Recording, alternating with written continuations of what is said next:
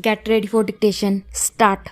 Some honorable members are perhaps not well acquainted with the development of the Congress outlook on the subject of linguistic provinces. Undoubtedly, in the 20s, we were strongly in favor of all work being done in the language of the area in order to enable the local people to play their part in so far as the importance of the language in doing work is concerned. We hold to the same principle, but let us not mix up two things, namely the importance of the development of a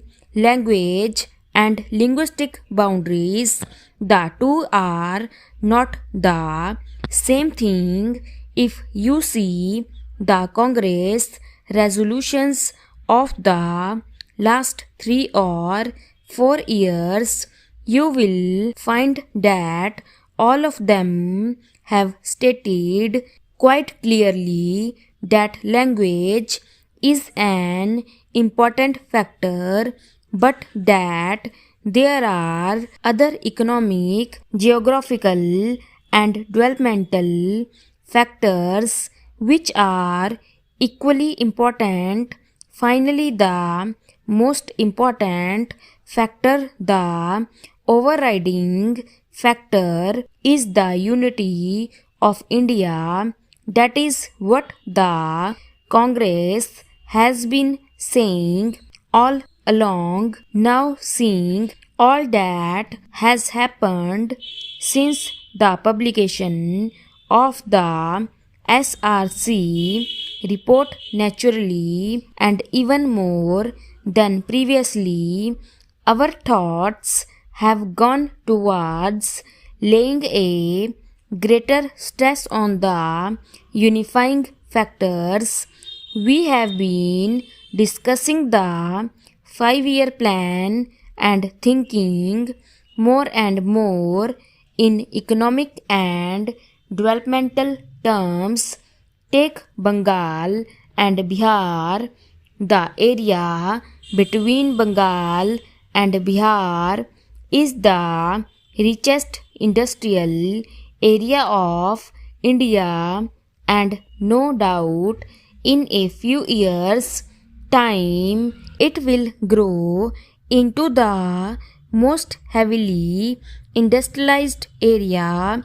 For developmental reasons, it was of very great advantage to Bihar and Bengal to work that area jointly. We have had enough experience in the last 5 years of small matters being delayed because two governments had to deal with them and pulled in two different directions. I am merely pointing out that in this case there were valid reasons. Everywhere you will find that the economic approach has now to be considered much more than previously, always making sure that the language approach is also there, not as a boundary but for the purpose of doing work in that language, and seeing that the cultural aspect of language is always encouraged. Occasionally, it may be that two languages overlap. Suppose Bengal and Bihar form a union, nothing will happen to the Bengali language or to the work done in Bengali. Nothing will happen to the Hindi there. I wish to say something about Bombay It is quite wrong for us to go about censuring any community or group for what has happened. That is a wrong approach. There is no doubt what has happened in Bombay is disgraceful. In a similar situation in any other country, the army and tanks would have come in, but in Bombay, only police force was used. Bombay has been a tragedy for all of us, but recrimination does not help. I think I should mention just one thing which should be borne in mind by all of us, namely the trend towards violence. The most important thing now is to calm and soothe the people to get rid of this bitterness as much as possible. I do not know how some people have been saying that in my broadcast about states reorganization I had used the words irrevocable decisions.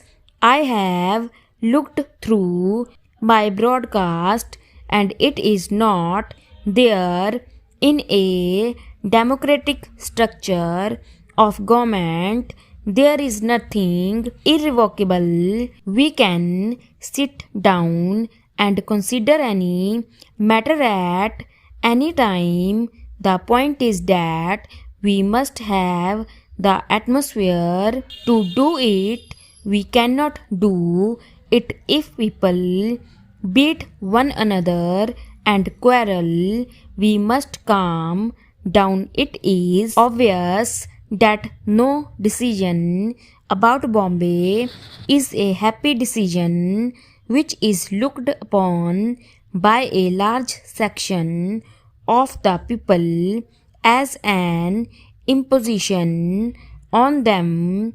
If the Gujaratis or the Maharashtrians feel imposed upon, it is they as well as not a happy decision. Others have to live together in Bombay. Unfortunately, a situation has been created which makes a cool approach difficult to the problem. Let us cool down and become normal and then realize the fact that there is no question of one group dominating over another. Some people say that a few capitalists in Bombay wanted this to be done and that not to be done. I really do not understand this. For my part, I can say that in the whole course of my conversations, I did not meet a single capitalist from Bombay, though they presented a memorandum which I saw. You can take it from me, you know it well enough that the capitalists in Bombay or elsewhere will probably be able to function under any conditions. There has been another proposal for judicial inquiry in regard to Bombay. My reaction is that whenever there is trouble, generally there should be an inquiry. But I must say that my mind is rather confused when I think of an inquiry into the Bombay occurrences. It will be a tremendous inquiry which will last for ages. All along, stop